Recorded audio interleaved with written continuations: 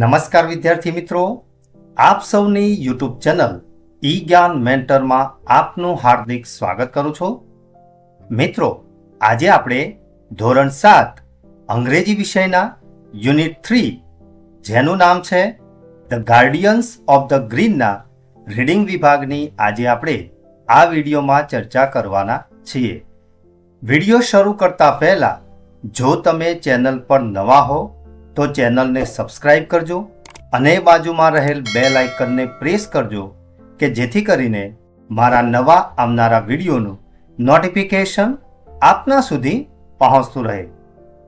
તો જોઈએ મિત્રો આજનો વિડીયો. અહીંયા વિદ્યાર્થી મિત્રો રીડિંગ વિભાગમાં આપણને એક સરસ મજાની સ્ટોરી આપવામાં આવેલી છે. સૂચના કંઈક આ રીતે આપેલી છે, રીડ ધ સ્ટોરી એટલે કે વાર્તાને વાંચો. વાર્તાનું નામ છે સ્મોલ સ્ટેપ્સ બિગ ઇમ્પેક્ટ એટલે કે નાના ડગલા અને મોટી અસર.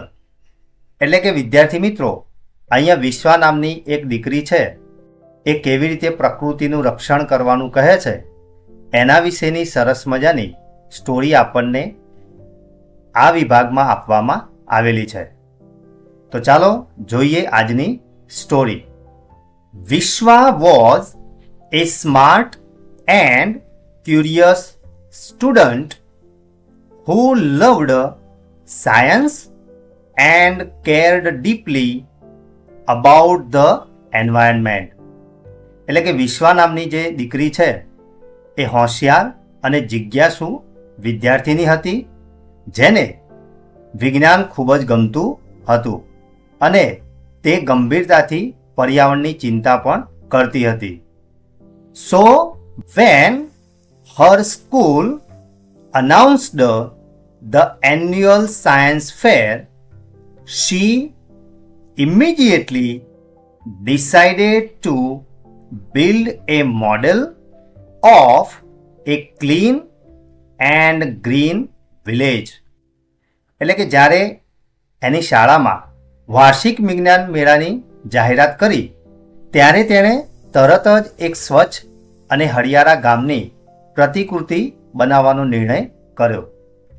She spent several weeks researching and working on her idea. તેણે સંશોધન કરવામાં અને તેની યોજના પર કામ કરવામાં અનેક સપ્તાહો વિતાવ્યા. Her model included solar panels for power, a plastic recycling unit, a rainwater harvesting system, and organic farms using modern techniques. એટલે એણે પોતાની જે પ્રતિકૃતિ હતી એમાં ઉર્જા માટે સોલર પાવર એટલે કે સૂર્ય દ્વારા જે આપણને ઉર્જા મળે છે તે, પ્લાસ્ટિકનો પુનઃ ઉપયોગ કરવાનો એકમ, વરસાદી પાણીના સંચયની વ્યવસ્થા અને આધુનિક પ્રક્રિયાઓ દ્વારા પ્રાકૃતિક ખેતીનો સમાવેશ થતો હતો. It helped children learn about their traditions and encouraged them to spend less time on screens and more time with their community. એટલે એણે એક સાંસ્કૃતિક વિરાસત કેન્દ્રની પણ શરૂઆત કરી અને તેણે બાળકોને તેમની પરંપરા વિશે જાણવામાં ખૂબ જ ઉપયોગી થયું અને તેમને જે સ્ક્રીન ટાઈમ છે એટલે કે આપણે જે મોબાઈલ અથવા તો ટીવી પર જે વધુ પડતો સમય ગાળીએ છીએ તે ઓછો કરવાનો અને પોતાના સમાજ માટે વધુ સમય ગાળવા માટે એણે બધા જ બાળકોને પ્રોત્સાહિત કર્યા. What would you like to add in Vidisha's model of clean and green village? એટલે કે આ વિદિશાએ જે મોડેલ તૈયાર કર્યું છે ક્લીન એન્ડ ગ્રીન વિલેજમાં, તો એમાં તમે વધુ શું ઉમેરી શકો એના વિશે તમારે જણાવવાનું છે. One day of the science fair, એટલે કે વિજ્ઞાન દિવસના એક દિવસે વિદિશા કોન્ફિડન્ટલી પ્રેઝન્ટેડ હર પ્રોજેક્ટ. વિજ્ઞાન મેળાનો જે દિવસ હતો એ દિવસે વિદિશાએ ખૂબ જ આત્મવિશ્વાસ સાથે પોતાનો જે પ્રોજેક્ટ હતો એને રજૂ કર્યો. ધ જજીસ were very impressed by her creative model. એટલે કે ત્યાંના જે નિર્ણાયકો હતા એ આ વિદિશાની સર્જનાત્મક જે પ્રતિકૃતિ હતી એનાથી ખૂબ જ પ્રભાવિત થયા. She explained how her village promoted sustainable living and strong community values. એટલે એણે તેનું જે ગામ હતું એ ટકાઉ જીવન અને મજબૂત સામાજિક મૂલ્યોને કઈ રીતે પ્રોત્સાહન આપે છે તે તેણે સમજાવ્યું. Vidisha's project was chosen to represent her school at the state level science fair.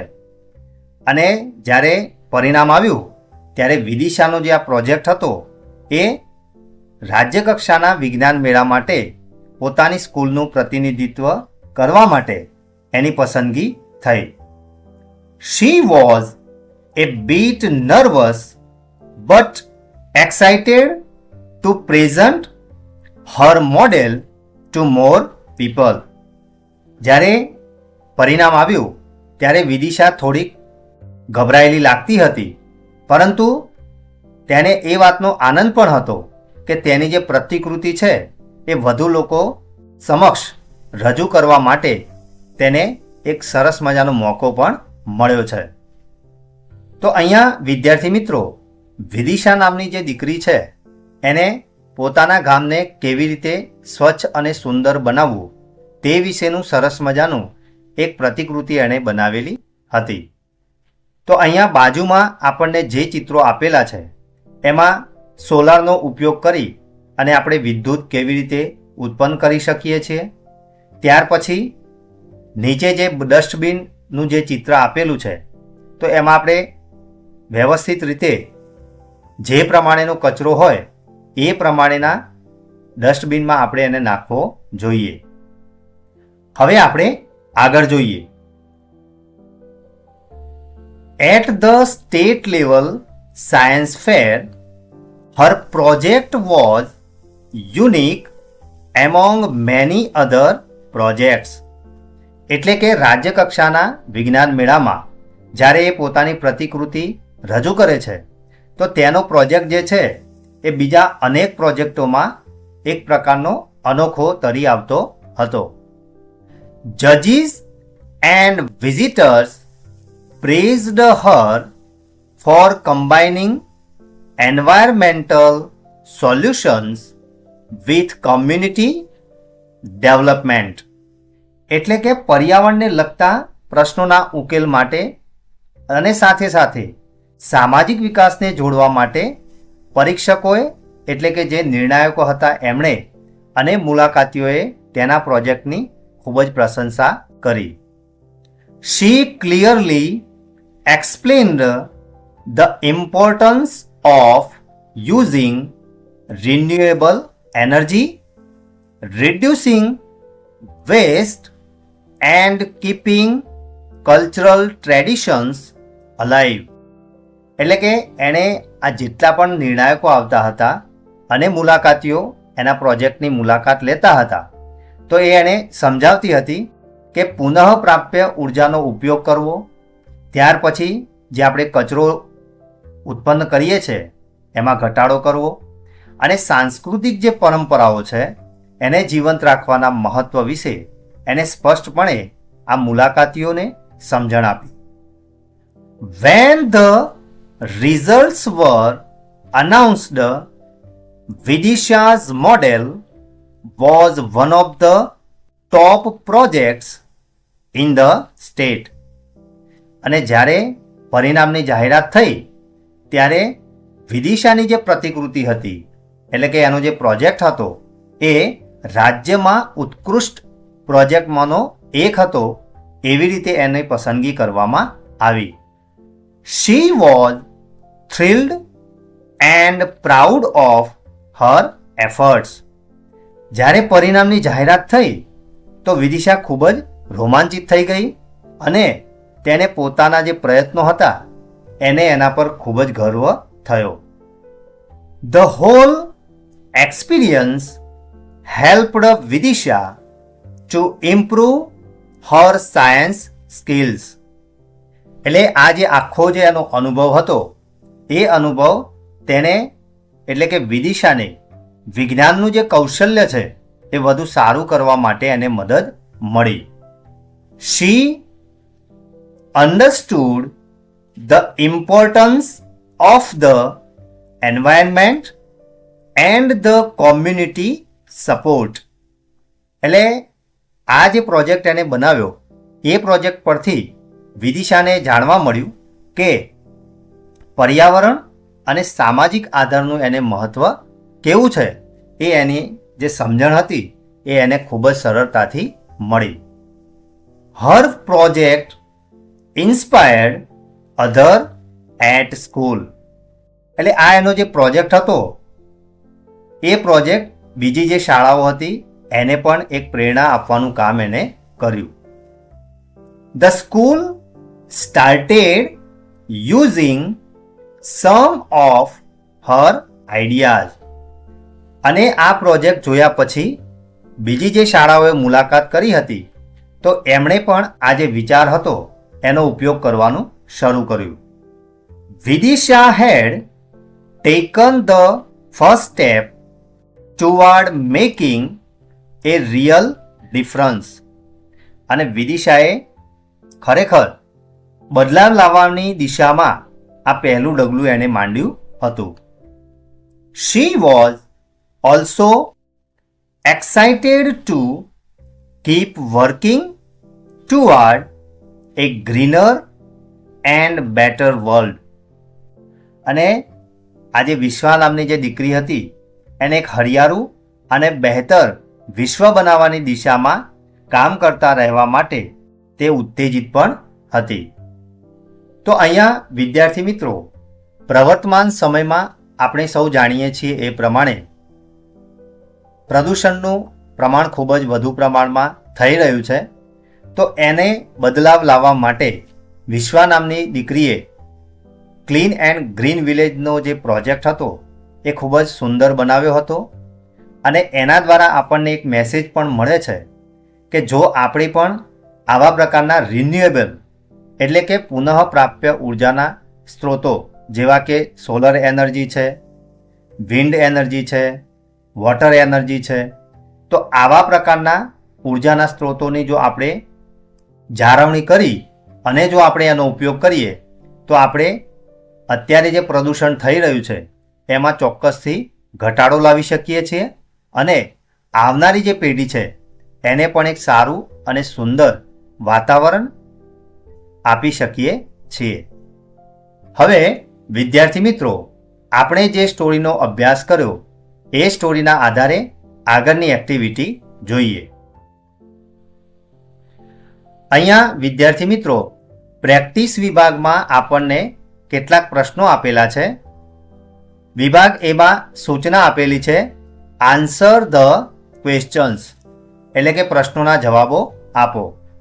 પહેલો પ્રશ્ન છે what was the theme of Vidisha science project એટલે કે વિદિશાનો જે વિજ્ઞાનનો જે પ્રોજેક્ટ હતો એની થીમ કઈ હતી?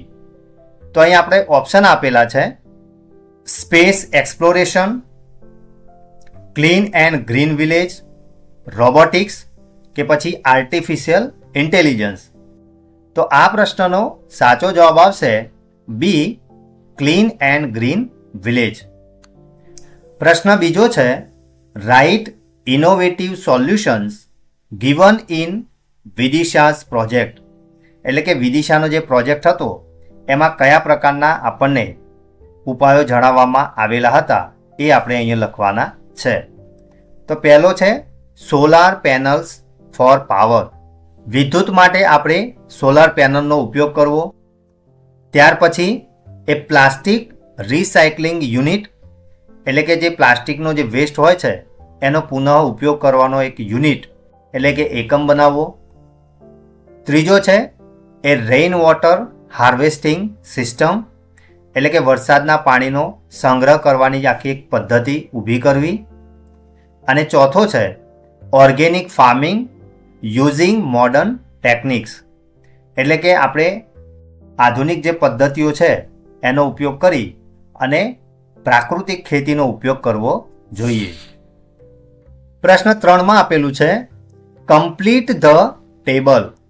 અહીંયા આપણને એક ટેબલ આપેલું છે, એને આપણે પૂર્ણ કરવાનું છે.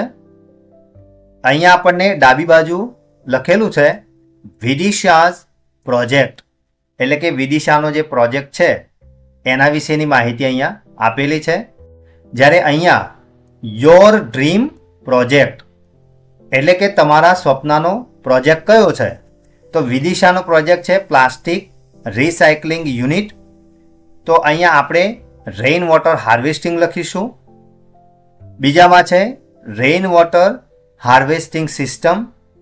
તો તમારો જે ડ્રીમ પ્રોજેક્ટ છે એ છે ક્લિનિંગ રિવર્સ એટલે કે નદીઓને ચોખ્ખી કરવી. જ્યારે વિદિશાનો 3જા નંબરનો જે પ્રોજેક્ટ હતો એ છે ઓર્ગેનિક ફાર્મ. તો આપણો જે પ્રોજેક્ટ છે ગુરુકુલ સિસ્ટમ ઓફ એજ્યુકેશન એટલે કે પ્રાચીન સમયમાં જે ગુરુકુલ સિસ્ટમ હતી એ આપણે ફરીથી એને લાગુ કરવી.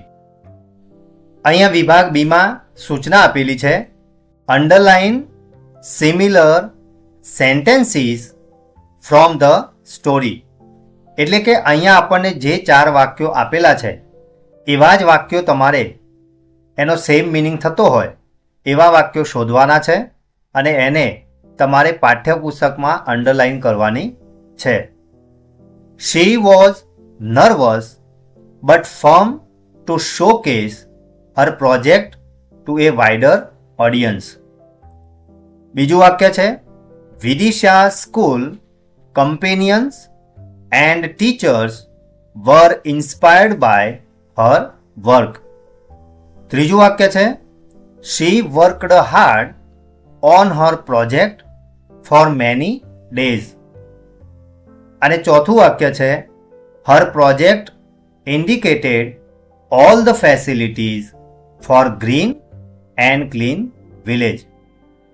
આ જે વાક્યો આપણને આપેલા છે એને અકોર્ડિંગ એના જેવા સિમિલર સેન્ટેન્સીસ તમારે ટેક્સ્ટ બુકમાં આ જે સ્ટોરી આપેલી છે એમાં શોધવાના છે અને એની નીચે તમારે અંડરલાઇન કરવાની રહેશે.